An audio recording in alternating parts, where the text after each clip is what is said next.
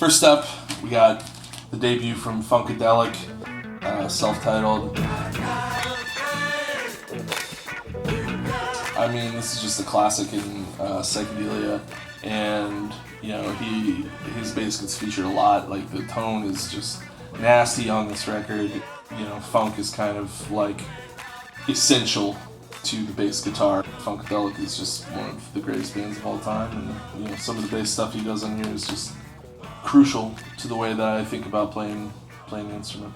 Next up, I've got Red Medicine by Fugazi.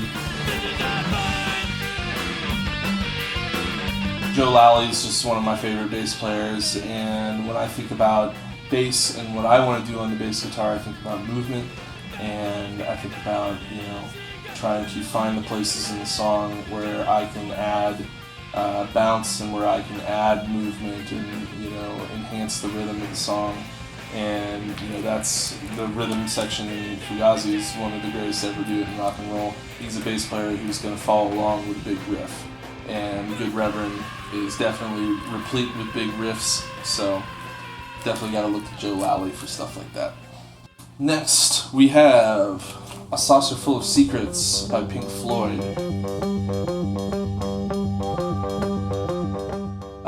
The album opens with just one of the best bass lines ever in Let There Be More Light, and I definitely was drawing on that song in particular. That song and Set the Controls for the Heart of the Sun, particularly though the live at Pompeii version of Set the Controls. The way that Roger Waters plays bass is so melodic, and that's something that I feel like that I can bring to the table, is adding a bit more melody to my bass lines. I think especially on the opening track, Let There Be More Light, I definitely drew on that song in particular when I was coming up with bass lines for Icarus in particular. Next up, we got Roots, Curtis Mayfield.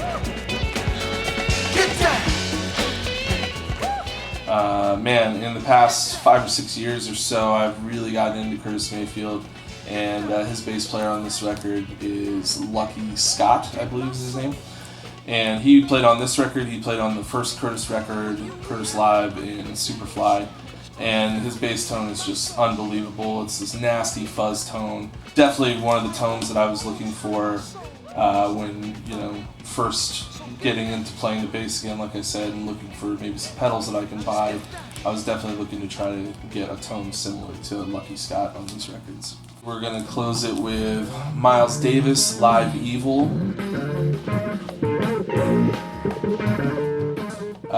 Bass player on this record was Michael Henderson.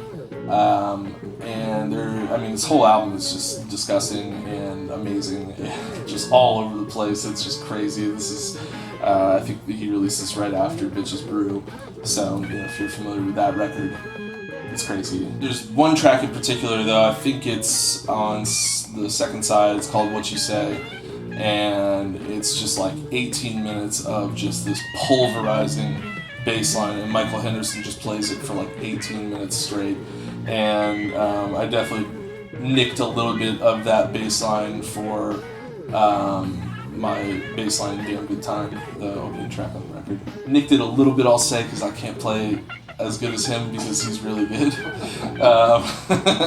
the back too, the back's incredible. What the hell is that?